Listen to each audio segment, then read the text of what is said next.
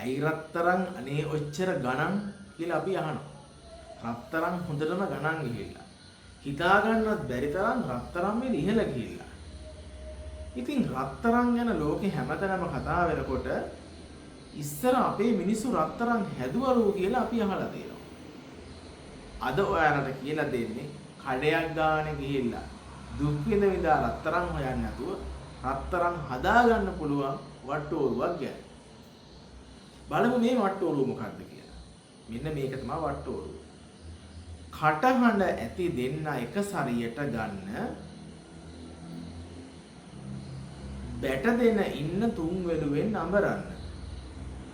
සොඳදිය දෙන්න මිතුරන් හට එක්වන්න තඹසුරගින්න මසුරන් වේ දැනගන්න.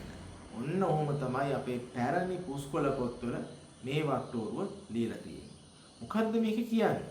කටහඬ ඇති දෙන්න එක සරියට ගන්න. කටහඬ ඇති දෙන්න කියලා කියන්නේ වට්ටෝරුවේ පහලින් ලියලා තියෙනවා අඬන හිරියයි කිනිහිරියයි තමයි මෙන්න මේ කටහඬ ඇති දෙන්න කියලා කියන්නේ. කටහඬ ඇති දෙන්න එක සරියට ගන්න. බැට දෙන ඉන්න තුන් වෙලුවෙන් අඹරන්න. බැට දෙන ඉන්න කියලා කියන්නේ පොත්වල යටින් ලියලා තියෙනවා වේවැල් තුනක් එකට අරගෙන ඉස්ම මිරිකලා ගන්න. බැට දෙන ඉන්න තුන් වෙලුවෙන් අඹරන්න. සොඳදිය දෙන්න මිතුරන් හට එක්වන්න. සොඳදිය කිව්වේ රසදිය වලට. රසදියත් මේකට එකතු කරන්න මේක එකට එකතු වෙන්න. තඹසුණු ගින්න මසුරන් වෙයි දැනගන්න. මේක යම් මට්ටමකට රත් වෙනකොට ඒකට තඹ කියන ලෝහයක් දාලා එකට එකතු කරපුවාම රත්තරන් වෙනවා කියන එක තමයි මේකෙන් කියන්නේ. මම මේ අද ඔබට ඉදිරිපත් කළේ අපේ දේශීය ඥානය පිළිබඳව තියෙන හොඳ විස්තරාත්මක තැනක්. අපේ දේශීය ඥානය පිළිබඳ උගන්වන තැන්වල මේ රත්තරන් නිසරණය කිරීම පිළිබඳව මහ විශාල කතිකාවතක් තිබෙනවා.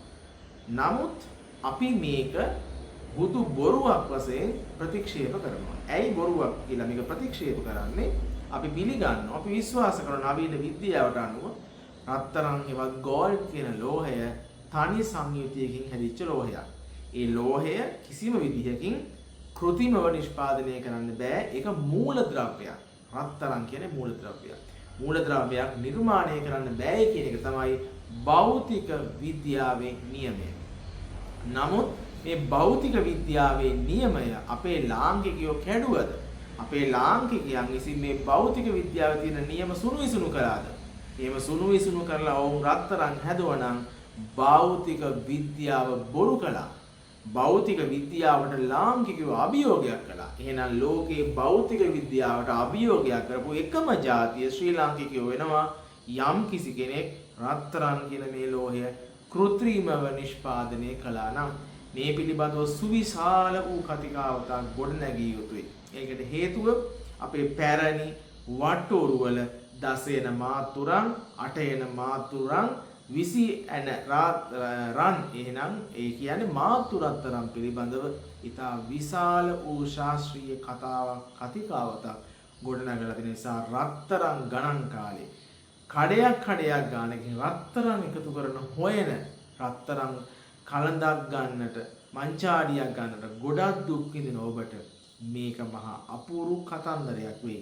ඒ නිසා රත්තරන් හැදිල්ල කෙසේ වෙතත් රත්තරන් පිළිබඳව අලුත් කතිකාවතක් ගොඩනගා ගන්නට මේ මාතෘකාව ඔබට හේතුවක් වේ. නිසා අපි ඉදිරියට කතා කරනවා රත්තරන් ගණන් කාලේ අපේ මිනිසු රත්තරන් හැදුවද කියන මාතෘකාව සමග. නිසා ඔබ සාරති YouTube නාලිකාව සමග නිරන්තරයෙන් බැඳී සිටින්න. අපේ නාලිකාව සබ්ස්ක්‍රයිබ් කරන්න. අපි ඔබට බලාපොරොත්තු වෙන රත්තරන් ගණන් කාලේ රත්තරන් පිළිබඳව නව කතිකාවතක් ගොඩ නගන්නට මේ පිළිබඳව ඔබේ අදහස් පහලින් කමෙන්ට් කරන්න. හැමෝම ඔබට දරසනාකින් ඔබට සුබ දවසක් වේවා.